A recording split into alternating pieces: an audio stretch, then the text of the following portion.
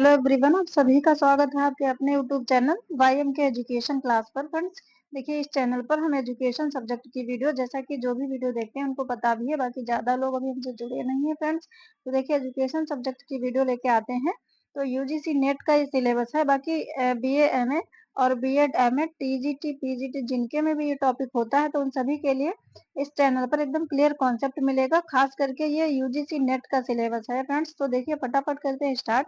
आज class number 11 होने वाली है यूनिट 2 की। तो आज ये चैप्टर पहला कंप्लीट हो रहा है यूनिट 2 के अंतर्गत। उसके बाद में पढ़ेंगे नेक्स्ट। तो देखिए फ्रेंड्स, वीडियो को लाइक और चैनल को कर लीजिए सब्सक्राइब।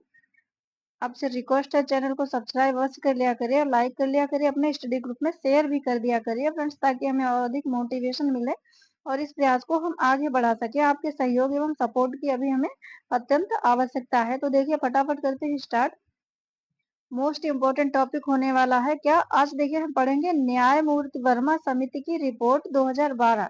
तो देखिए क्वेश्चन यहाँ पे कम से कम दो मोस्ट इम्पोर्टेंट इस टॉपिक से बनेंगे और एक कंफ्यूजन भी इसमें हम दूर करेंगे। देखिए आपने राममूर्ति वर्मा समिति भी पढ़ी है, बीच में आई थी राममूर्ति वर्मा समिति। वो कब आई थी? 1990 में।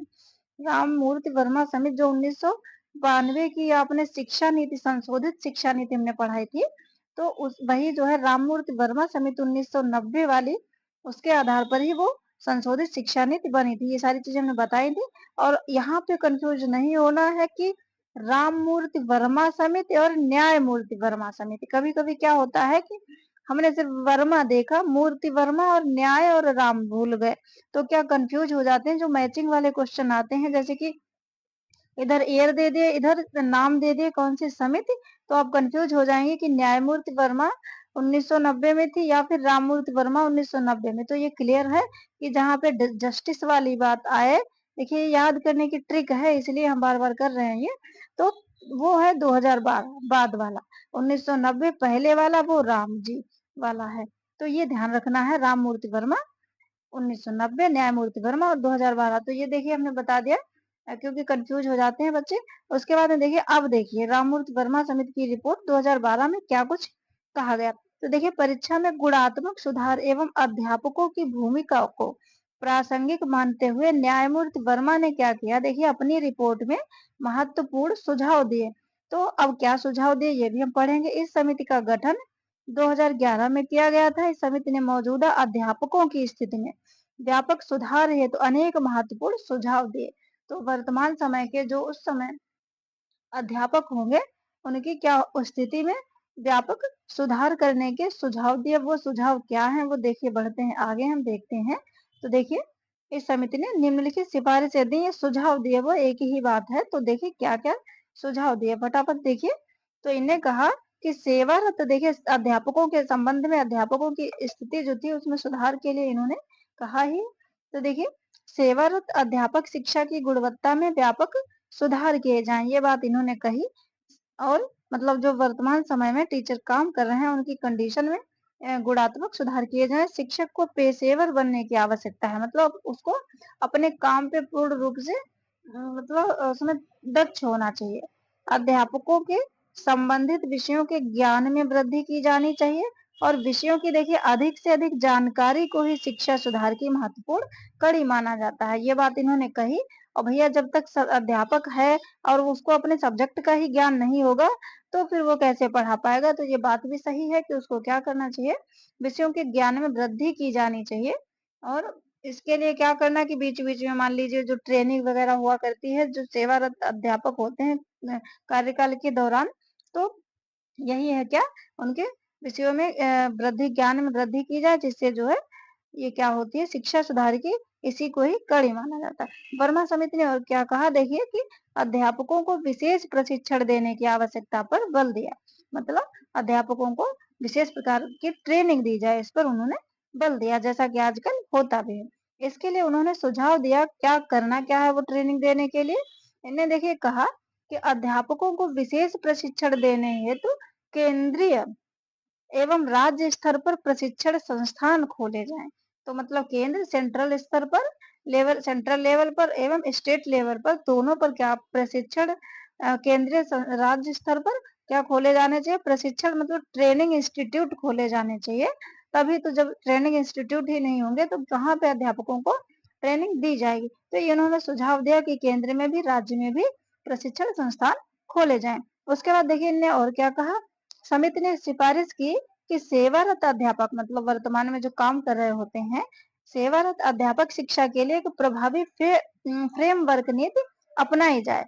तो ये इनने बात कही। उसके बाद में देखिए नेक्स्ट फटाफट देखिए, समिति ने केंद्र एवं राज्य स्तर पर अलग अलग कार्य योजना नीति बनाने की सिफारिश की। ये बात भी इन्होंने सही की, क्योंकि केंद्र में और राज्य पे अलग अलग योजनाएं होनी चाहिए, तभी काम जो है सुचारू रूप से चल पाएगा, सब एक ही में नहीं, क्योंकि राज्य की अपनी जिम्मेदारी होगी, केंद्र की अपनी। तो ये बात इन्होंने कही। वर्मा समिति ने देखिए और क्या कहा, वर्मा ये न्यायमूर्ति वर्मा है, ये भी ध्यान रखना।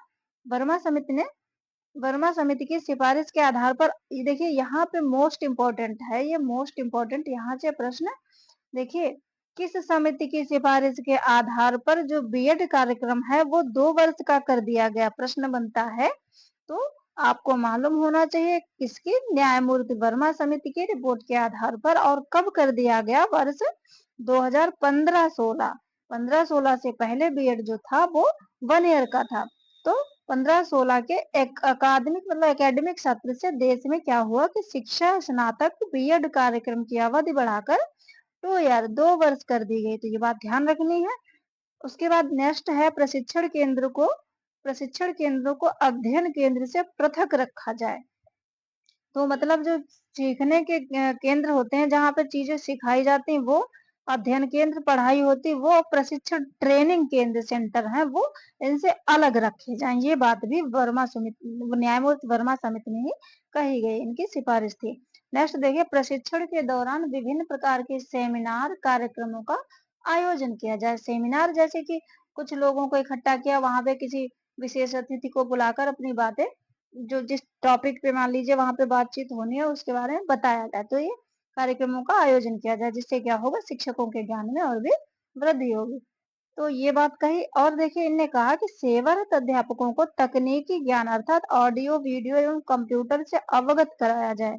तो देखिए ये 2012 में राममूर्ति वर्मा समिति ने कही, जो कि आज के समय में सच में बहुत ही इम्पोर्टेंट है।